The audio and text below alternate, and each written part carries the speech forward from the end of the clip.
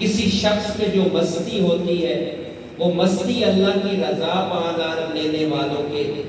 پاس ہوتی ہے، وہ اپنی خودی میں مست ہوتے ہیں۔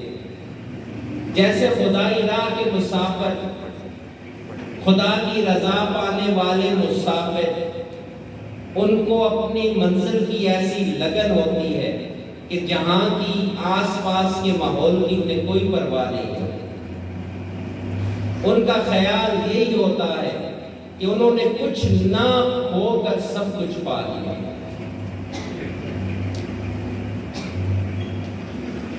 اور سامعین اکرام، اس چیز کو تاریخ بانگ دل بیان کرتی ہے، اور انسان اس تاریخ کو پڑھ کر حقیقت کو پا لیتا ہے۔ وہ تاریخ آقا دو جہاں صلی اللہ علیہ وآلہ وسلم کے غلاموں کی تاریخ ہے، وہ صحابہ کرام رضوان اللہ علیہم اجمعین کی تاریخ ہے کہ جنہوں نے سالہ سال تکلیفیں برداشت، اپنے اوطانوں کو چھوڑا، اپنی اولادیں اپنی نظروں کے سامنے قربان ہوتے دیکھی، اپنی جان عزیز کو حضور کے قدموں پر قربان ہوتے ہوئے دیکھا۔ اتنی زیادہ تلخیاں بھی ان کے ہونٹوں پر ایک شکوہ نہیں لا سکی، ان کے چہروں کی اشاش و بشاشت ایسی ہوتی تھی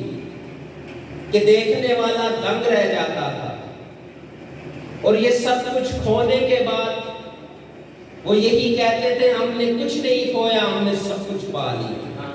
ان کے ہونٹوں پر الحمدللہ الحمدللہ کے ترانے ہوتے تھے۔ احد کا واقعہ ہے کہ سعد بن ربیع رضی اللہ عنہ، آپ جب زخموں سے چور ہو گئے، آپ کا آخری وقت آ گیا، صحابہ کرام رضوان اللہ علیہم اجمعین نے ان کی کیفیت کو دیکھ کر کے آخری لمحات ہیں ان سے پوچھا کہ کوئی وصیت کرنا چاہتے ہو تو ہمیں بتا دو۔ تو حضرت سعد نے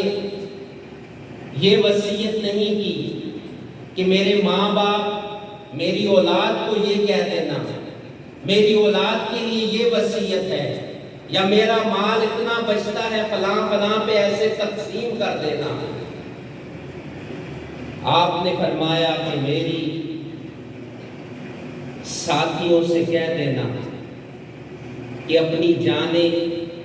حضور کے قدموں پر نثار کرتے رہیں اور اس کو اپنے لیے عظمت سمجھیں، اور اسی میں ہم سب کی کامیابی ہے، اور ان کی روح قفس عنصری سے پرواز کریں۔ اسی طرح حضرت عمارہ رضی اللہ عنہ، آپ کے بازو کٹ گئے، آپ کی ٹانگیں کٹ گئیں، ایک جسم کا لوتھڑا جس میں صرف سانس تھی، صحابہ کرام نے اٹھایا اور نبی کریم صلی اللہ علیہ وآلہ وسلم کے قدموں میں لے گئے۔ آقا علیہ السلام نے پوچھا کہ بتاؤ کوئی آخری خواہش ہے؟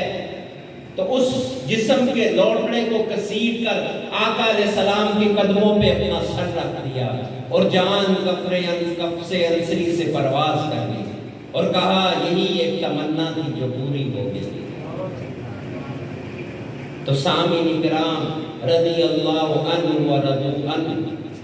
اللہ کی رضا حاصل کرنے کے لیے سب کچھ کھو کر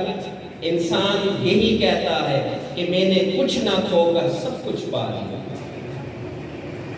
تو یہ حیثیت، یہ عشق، یہ محبت، یہ صرف اور صرف یاد الہی سے حاصل ہوتی ہے۔ اس وقت تو ان پر یہ کیفیت، صحابہ کرام رضوان اللہ علیہم اجمعین پر، حضور کے غلاموں پر یہ کیفیت حضور کے دیدار سے پیدا ہوتی ہے، اور آج یہ کیفیت اللہ تعالیٰ کی یاد سے پیدا ہوتی ہے۔ جب کثرت سے ذکر الہی ہوتا ہے، جب اللہ کو کثرت سے یاد کیا جاتا ہے، تو سینوں میں جو زنگ ہوتا ہے، جو سیاہی ہوتی ہے، وہ اللہ تعالیٰ کے ذکر سے دور ہو جاتی ہے۔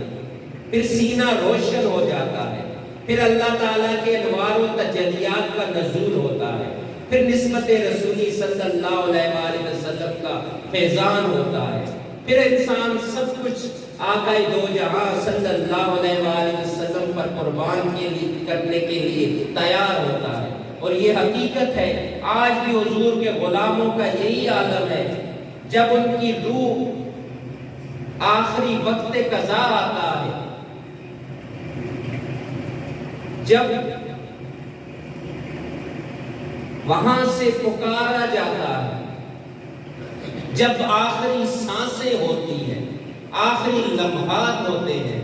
تو آقا دو جہاں صلی اللہ علیہ وآلہ وسلم اپنے غلاموں کے سرہانے پر کھڑے ہوتے ہیں، اور غلام جب اب اس کا دم آخر ہوتا ہے تو اس کا سر آقا علیہ السلام کے قدموں پر ہوتا ہے۔ یہ ان غلاموں کو نصیب ہوتا ہے جن کے سینوں میں